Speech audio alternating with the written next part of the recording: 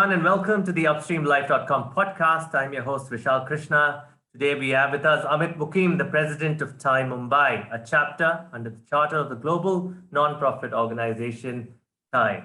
Amit is responsible for fostering entrepreneurship in Maharashtra, and he has been in the healthcare industry for over 2 decades.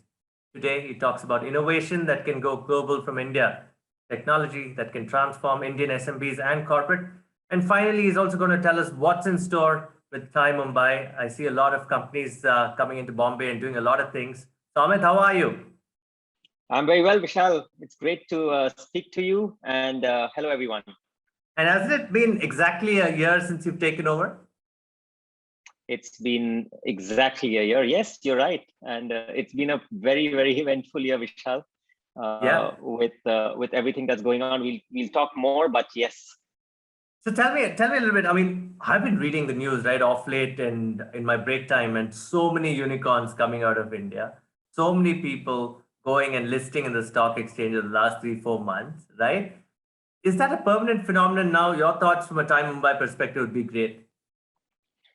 Vishal, I'm very happy to see what's really happened in India in the last 12 months. Indian startups have raised billions of dollars through IPOs, right? And it's a landmark shift, and in my view, an inflection point. I think when you look at some of the research that's being published by global analysts, the expectation is we would have close to $400 billion of market value getting created by some of these unicorns over the next 36 months. And we see a pipeline of startups. There are 2 or 3 things, in my view, that's happened that has enabled it, right? One is, of course, the big shift in technology, and putting India at the forefront. I think the ecosystem for investment has also matured, where you have a much more vibrant ecosystem of VCs, private equity investors, and the regulator that is playing a very active role in actually enabling the listing of some of these. And notwithstanding the last few successes of companies like Zomato and Nykaa and others that have really happened, right? I think what we as Thai Mumbai also expect is this may spread beyond India. And there may be instances of SPACs, there may be international listings as well that may happen. But I think that there's a great time ahead for Indian startups. You know, that's a great introduction. I want to go back a bit. When you took over, right? Obviously, Thai Mumbai is known for doing great webinars. It has a lot of conferences, right? What were some of the things that you did? You said, 2020-21 has been a busy year, right? Do you want to talk about some of the things that you've done? I also remember in between you did a healthcare conference, or you had something around health tech, right? Which is also your pet conversation. And let's talk about that in a while. But what's been the last 1 year like? And I know a lot of people would also want to know, how has COVID changed us all? Yeah. Vishal, there were 3 or 4 things. And some of these things linked to what Thai as a global organization and the shifts we are seeing there. Because entrepreneurship is becoming global, right? And hence content needs to be global, networks need to be global. We did a lot of webinars and connects with our global Thai chapters. We supported the Global Thai event, which is TGS. It happened last year. It's happening again this year in a few weeks' time in Dubai. And where we are really, really trying to make sure that startups from Maharashtra, Mumbai, and others also attend and network. So that was one thread. I think the second thread, which was very pandemic related, was just to make sure that our startups in our ecosystem get the right support. The right support in terms of understanding how to manage cash flows, understanding how to have conversations with investors, looking at bridge capital opportunities, looking at pivoting their models because some of their businesses could have no longer remained as relevant as others, managing their mental and emotional well-being. So we did all of these programs over the last 12 months. And we received phenomenal feedback from our entrepreneurial community and appreciation. We ran vaccination drives for startups, their employers, founders, and their families across the city and across the country with other Thai chapters. And now, the way we look at it, there are 3 or 4 segments or industries where we see people gravitating and spending a lot more time and inputs. One is fintech, and Maharashtra, of course, stands in one of the leading areas in fintech. The other, where we saw a lot of action, was on the health tech and wellness side, mental health companies, health tech companies. The third was really some of the corporates that we started working with, because corporates stepped into the innovation league. So we started partnering with corporates to bring in our ecosystem to them so that they could work with some of these startups, whether it was in the space of AI or in the space of other emerging deep tech technologies. We are working with leading companies nationwide to bring in the ecosystem to them. The fourth area, which we started to work, and we can talk more, is really how do we work with the government? Because for the government as well, whether it's at the central level or the state level, startups and entrepreneurship and digital India has become a much, much more prominent agenda than it was before. I want to talk about that. I wanted to know your work with government. I know you said you want to focus on rural entrepreneurship. You want to focus on tech companies going deeper into India. And you said the government is a big part of that partnership in driving innovation forward, right? Let's talk about that. How do you want to achieve that? What are some of the key objectives met under your tenure in the last 1 year? What are some of the precedents that you want to set, right? Going forward to the new year, you're only a month away. What do you want to achieve? How proactive has the government been? You said Digital India has been, it's been around for a while now. It's the impetus. We've done very well in finance, and UPI has done very well for us. How do you see this government partnership panning out for you? Yeah, let me share with you, Vishal, what is some of the great work our Time Mumbai team has been doing so far, right? So we are working with the government of Maharashtra, and the thought process is really how do we work with some of their incubation centers across the extra-urban cities and towns in Maharashtra as well. So we are working with 16 of the Atal incubation centers in districts like Nanded, Akola, Satara, Jalgaon, and others, right? Some of these incubation centers are based in academic institutions. And what we've done is we've got 120 odd startups as our members, and they get to utilize what we have to offer to the broader entrepreneurial ecosystem. And what do we offer? We offer mentoring, we offer education, we offer a path to funding, whether it's early stage funding, seed stage funding, crowdfunding, and some of these. The TIE team has also done a lot of outreach programs to educational institutions in some of these smart states and towns and extra-urban locations, because there's tremendous talent, Vishal, that is existing in some of these places. The problem is that talent does not have access to pools of capital and pools of resources, right? And we need to go there rather than them coming to us. Thanks to technology, I think we've been able to extend that reach in a much more effective manner. And that's what we will continue. Yeah. I like what you're saying. And this partnership in towns like Satara, Nanded, for people who are just watching this, these are smaller towns that can be industrial, semi-industrial, they're also agricultural, but they have great colleges. They have agri colleges, they have engineering colleges. How do these tie-ups help the kids there? Do they write to TIE, and TIE sets up a platform in the universities, or the government already has an innovation center running there, which you go and run, or would you ask private people across the country to come and contact TIE Mumbai and say, we'll run this accelerator for Maharashtra in partnership with TIE, and we'll make it successful? Is that a model? Yeah. So Vishal, some of the things we are doing right now, in all candidness, is much more tactical, right? So we've got some of our charter members, board members, and entrepreneurs who want to really connect back and spend their time in supporting entrepreneurship. They are running some of these education masterclass sessions in these colleges. We have something called TIE Young Entrepreneurs Program, which is a global property for TIE, where we actually select ideas from some of these institutions and take them to a global framework. Oh, right? Are you being serious to take them global? We take them global. There is a global competition that happens. There is a check that is cut by prolific investors in the Valley or in Europe or in the US. So this gets a tremendous encouragement, right? If say there is a startup or a group of students who built something in an area like Jalgaon, and they are sitting in California presenting it to a group of investors there, I think it's a great mental push, even being there, whether winning or not is not the thing, right? So that's really what we are trying to do. I think the other thing, which is a more longer term program, and Thai Mumbai had recently had a conversation along with a bunch of investors with the industries ministry in the government of Maharashtra. We recognize that entrepreneurship is not just about building startups. Entrepreneurship is about creating an ecosystem.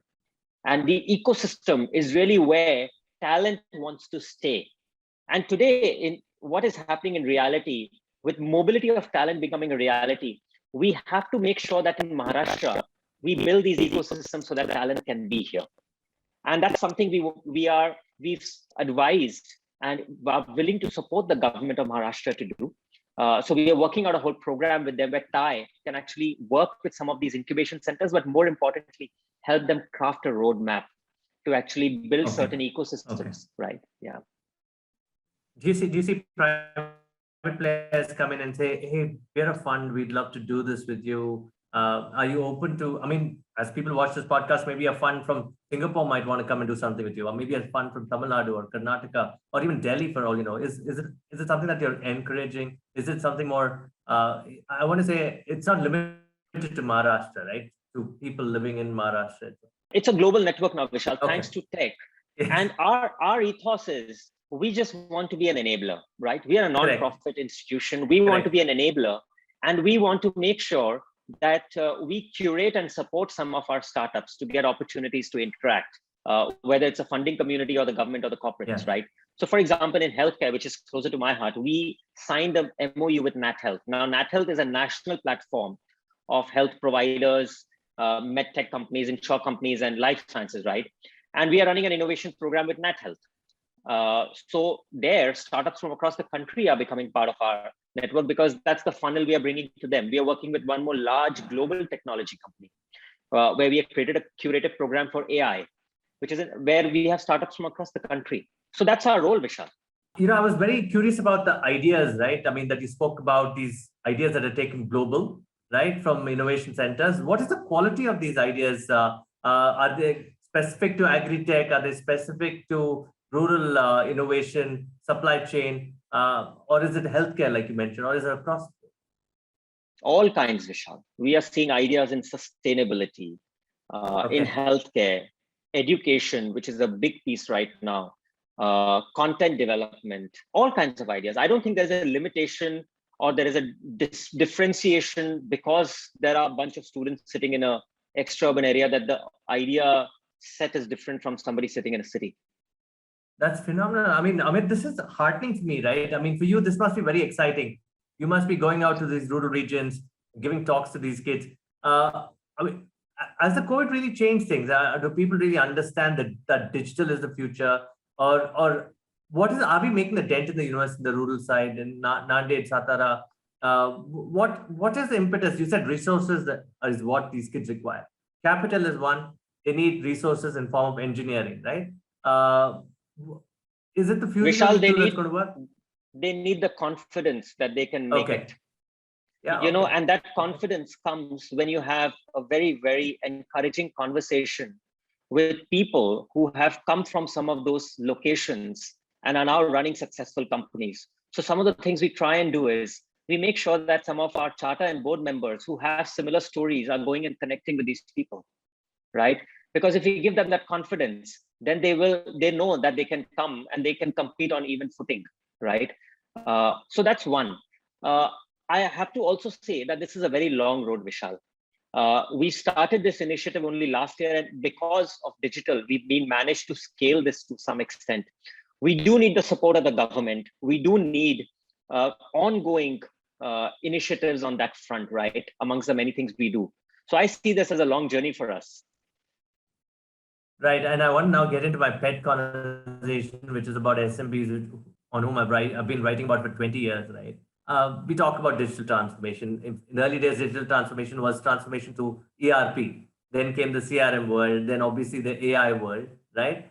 What should our startups do to transform this particular industry? I mean, is SMBs a major part of your conversation also? And obviously, Maharashtra is a major manufacturing powerhouse in the country, right?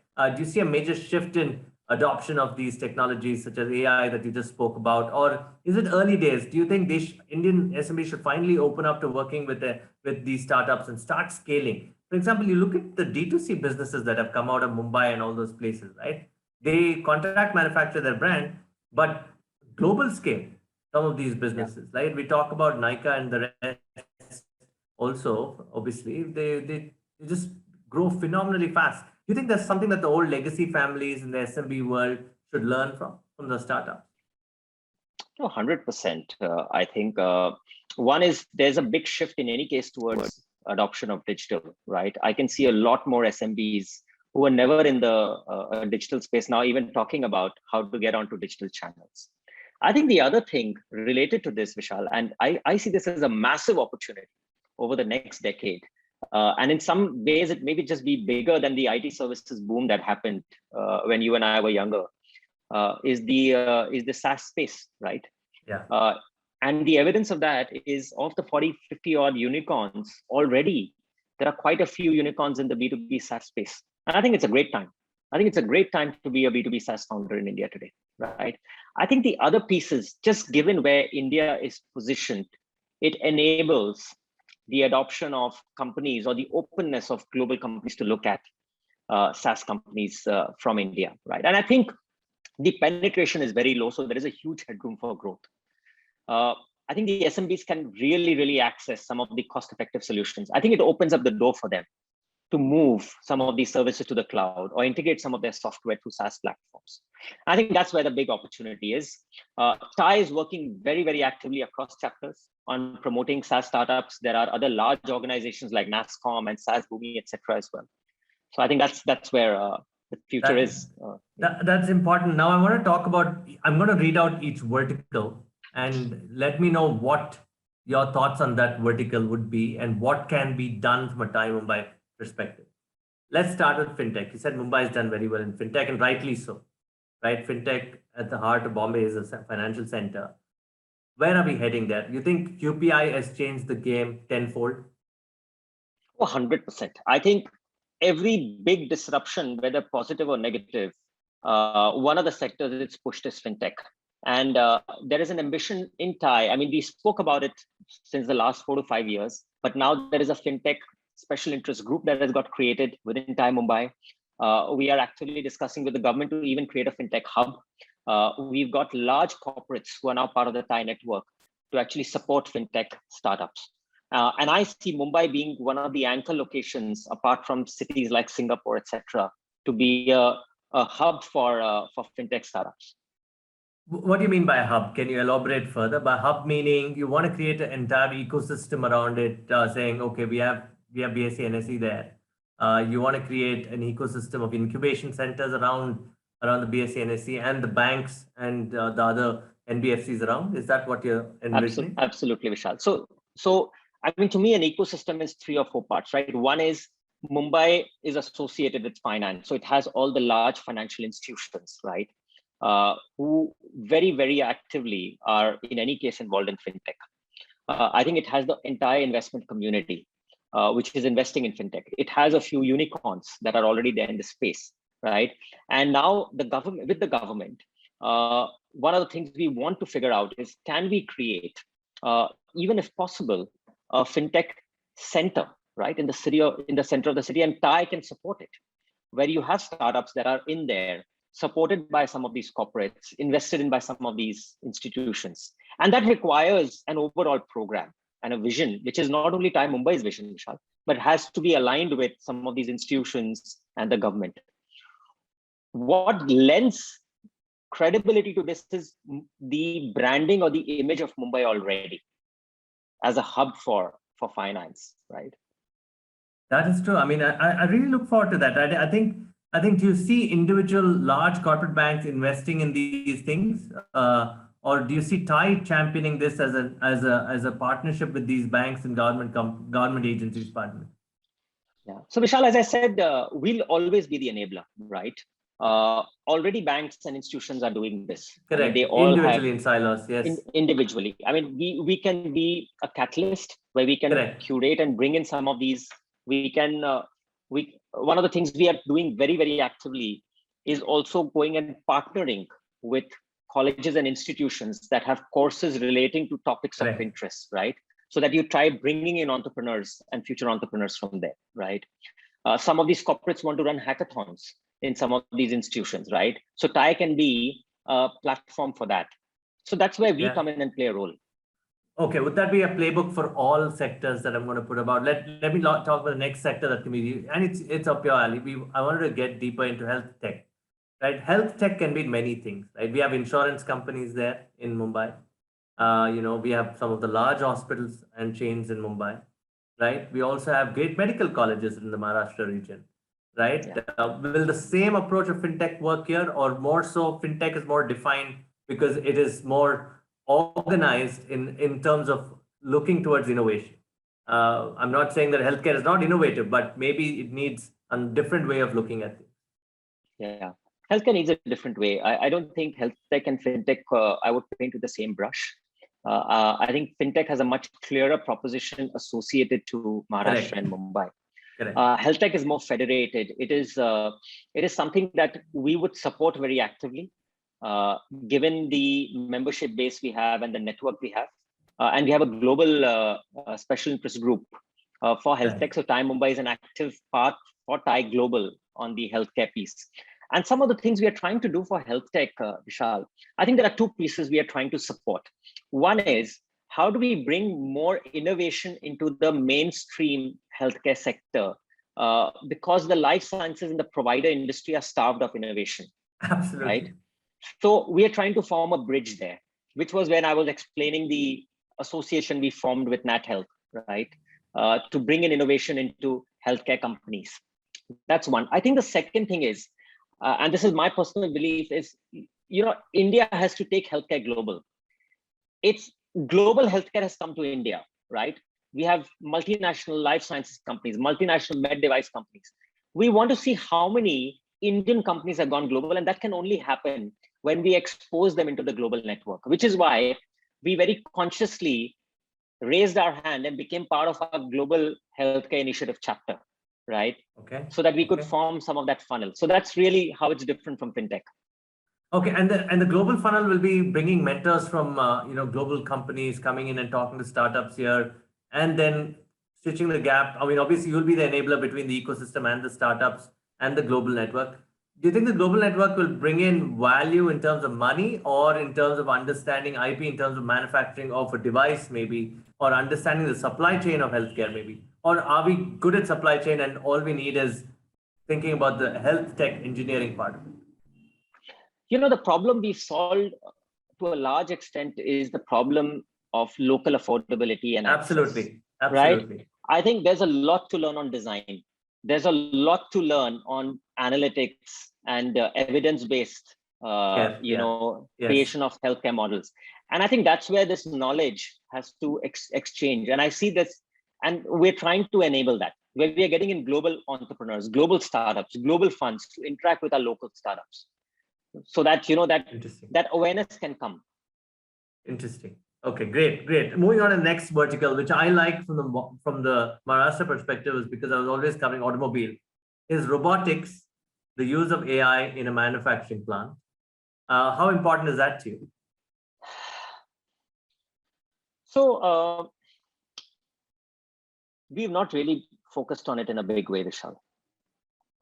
And I think, given the priorities that we have, we've prioritized sectors that have been, more closer to Mumbai than broader Maharashtra. Some of our other chapters in Maharashtra have spent a lot more focus, whether it's Nasik or Pune and others. Correct. Right? Having said that, I think one of the things we as TIE will need to probably work, and this is more a government and industry's agenda than anything else. Absolutely. Because this is about creating a cluster and an ecosystem, right? And that's where we think that, we need to probably bring in some of our knowledge as TIE into some of the other cities, right? Whether it's in Aurangabad or Nasik or Pune, but from a Mumbai perspective, that's not something we really pushed forward. Okay, but do you think it's important for you to think about it that way as well, to bring in somebody from outside to come into Bombay, attract Bombay as a center for innovation for these kind of things? For example, cybersecurity could be big for Bombay. I mean, I mean, I don't know if you have a Absolutely. cybersecurity center already. Are you looking at one? No, it's a big one. You're right. We haven't looked at it, but it could be. Yes, absolutely. Brilliant. I mean, I really wish those watching this is your chance to actually write to Amit and say we want to come to Mumbai and set things up. Okay. What about retail? I remember back in the day, 20 years ago. I mean, retail. All the experiments started out of Bombay.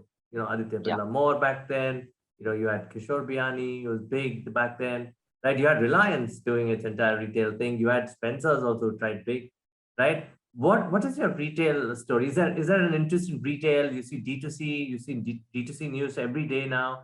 Funds, putting in heavy money in young startups who are no longer worried about inventory or manufacturing. All you have to do is post online and people buy it like nobody's business. Do you see that as a big thing going forward for you? So Nika is also one of our members, right? Startups who have made it Yes. big. So retail is both physical and digital now, and it's always been a big area for us, Vishal. And we look at retail in many ways, right? One aspect of retail is basically retailing around goods. The other aspect of retailing is around food retailing, right? Correct. And we have an active chapter around food retail, and we supported that industry a lot in the last 1 year, especially in the pandemic, because the food retailing industry went through a huge challenge and a pivoting of the model. So we actually curated and created an entire community of the food retailers and food suppliers, right? And we help them with different business models, with aggregation, with funding opportunities and things like that. So that's and on the retail side, we have a chapter which is broader retail, and there one of the focus areas for us has been technology. We really are trying to see how some of the traditional retailers can adopt technology in actually increasing and building more access. Okay. I want to now talk. I mean, the startups would love to hear this from you, right? You've given them I've asked you about a wide spectrum of verticals.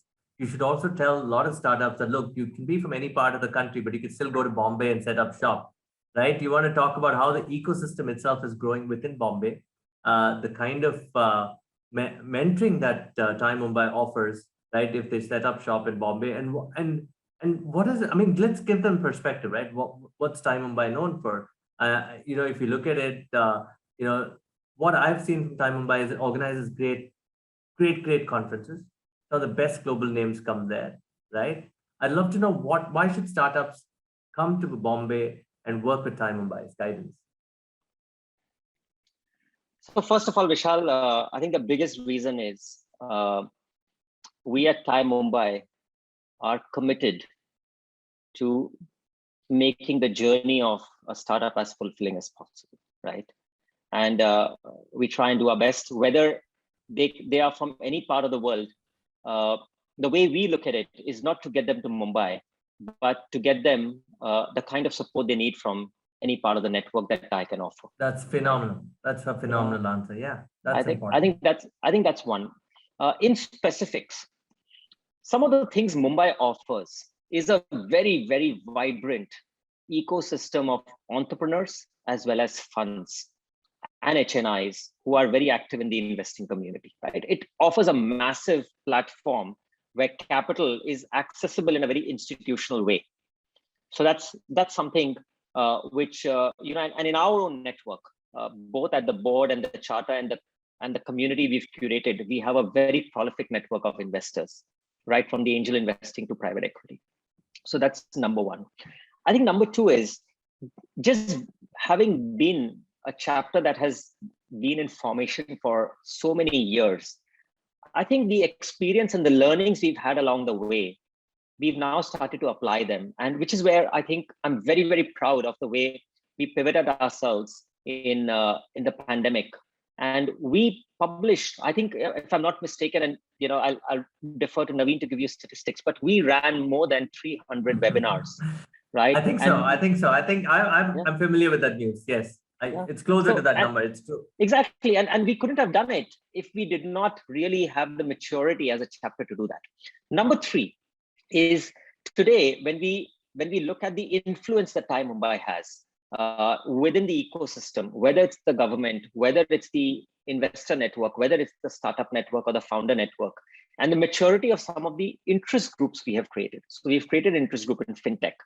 We have an interest group now we are building in crypto.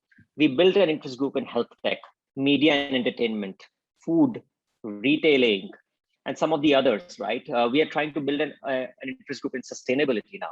Yeah, that's a big topic. Crypto and sustainability are two big topics now. Absolutely. Third and the last point is Mumbai still is a headquarter for many, many large industrial business houses. And I think the next decade is going to be a lot about innovation that will have many stakeholders who will play different roles. We saw the corporate and the government sitting on the fence on working with innovation over the last few decades. I think no longer is that an option. I think both of them have jumped into the ground now, right? And I think, for us, the task is how do we get more and more of the corporate, programs in and the network open to them for a mutually beneficial thing. And that's what we've been focusing on. That means your deal flow as a Time Mumbai ecosystems, this number of startups writing to you guys must be a lot. And you rightly said it's table stakes to have innovation for corporates and government. And it's even more important to be part of a platform like yours because you're the enabler. So Absolutely. How many startup deals do you get every day, Amit? Dozens, Vishal. Dozens. I think in our network itself, we would be looking at 500 to 800 startup deals and opportunities a month, right? Anywhere from that number. What we do is we do a lot of curation. We do a lot of curation with these startups. We bring in the mentors from our charter member network and the other network to work with these startups, because many of these deals may have great ideas, but actually there's a big gap between them being idea ready and funding ready, right? Or even market ready. I think so. I mean, for me, it's interesting that, everybody asks me, every startup now that talks about NFTs and crypto. Is there something on crypto that you want to talk about? I don't want to miss that piece, and people remind me that you spoke to Amit and you didn't talk crypto. Is that something that and let's talk sustainability too. Why are these two things important for you? Look, I think, on the crypto piece, of course, there are many things that will evolve as life goes on. But this technology has reached a certain point, right? And it has a business model, it has many people, and it has the broader blockchain around it, has many downstream opportunities, right? The technology, it's not just the cryptocurrency, it's the blockchain around it that is really the interesting area where we will see many industries playing a role, right? And we recognize that, which is why we are also creating a community for crypto. Of that, right? Okay, I'll watch out for that space. If you're creating something, I would recommend people to write to you for that. Absolutely. And the second is sustainability. See, sustainability is an agenda which will have far-reaching implications in 3 or 4 areas. Again, one is large corporates. Every large corporate will want to think about how they integrate sustainability into it. So that's one stakeholder. Okay, yes. Second is rural, right? India as a country will need solutions that will be broader beyond the cities. So that's number 2, right? Third will be government, right? In any case. So again, we see this not only being a local Thai Mumbai agenda, it will be a global agenda for Thai in any case. We see this as being one of the anchors for us over the next few years, given where we are sitting. Maharashtra being a very, very large economy, along with large corporates and the kind of ecosystem we have. I mean, this is so fascinating for me. Then I'd also want you to tell us that, do you see an increase in angel investor participation thanks to your such a big spread of, verticals that you're, collaborating on or becoming an enabler for? Do you see new angel investors coming into the ecosystem saying, I want to be Thai member, and they start looking at startups differently with your guidance? Is that happening? Oh, absolutely. I mean, if you look at, just the stats, overall, there's been a significant increase in angel investing, right? So close to a little under 500 deals were recorded. If I'm not mistaken, 450 odd angel deals were recorded in the ecosystem, compared to 300 odd deals, 380 odd deals in last year. The other is, as Time Mumbai, we run masterclasses for first-time angel investors, which is, and I think we are on the 4th or the 5th edition of our masterclass, where we bring in first-time investors on basics of angel investing, and it's been run by one of our esteemed board members as giving back to the community, right? And that's how we are inducting some of these people in. That's good news. That means more people in India are making money through the startup route and becoming angel investors. Guys, so write to Time Mumbai, get on board there. Some of their platforms are there. They are enablers, be it government, SMB, corporate, go work with them.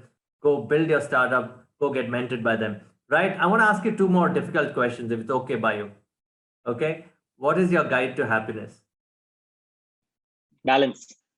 Superb. That's the fastest answer I've got. Brilliant. Okay, what are you reading, or what something that inspires you? Reading or movie or art that inspires you that you recommend to our audience? I read a lot, Vishal. The last book I read was a very old book called Siddhartha. In fact, I finished it at 4 a.m. this morning. Herman Hesse, right? Herman Hesse. It's a beautiful book on life. I would recommend everybody reads it. It's and it'll give a lot of perspective to what happened in the last 12 months. But a few books which I would really suggest people, and especially entrepreneurs, should keep in their library. One is just a book which I loved, was on mindset. By I think it was Carol Weiss, which was on mindset. Carol Weiss, yeah. Carol Weiss. Okay. I loved the book which was Tribe of Mentors by Tim Ferriss. Okay. It's a giant podcast of many successful Tim Ferriss people. is amazing. Tim Ferriss is amazing. Yeah, I'd agree. Right. The other author, if people like, is Joseph Goldstein on mindfulness. Okay. You seem to like the mental well-being kind of thing a lot, no? Is that because of your time spent in healthcare and understanding of that ecosystem better? Vishal, it's also age, right? I mean, I'm not kidding. You don't look that old. You don't look over. I mean, I'm just saying that you don't look over 40. You look young. You look great, actually. But being mindful is very important. So Siddhartha, Herman Hesse, the Tim Ferriss book that you talked about, and then there's one more, no, by Carol Weiss. Which one was that? That was Mindset. Mindset. That's something, guys. Go check these books out. For anything more, write to me and I'll get Amit to answer it. Right? Amit, thanks for being on theupstreamlife.com. And I'll have you again soon for another panel. The audience, write to me. Tell me what you want Amit to answer. I'll get him on a panel and we'll ask him more questions next time. Thank you, Amit, and all the best for Time Mumbai. And look forward to seeing you soon in a conference. Thank you, Vishal. Lovely to talk to you. Thank you. Same here. Bye-bye.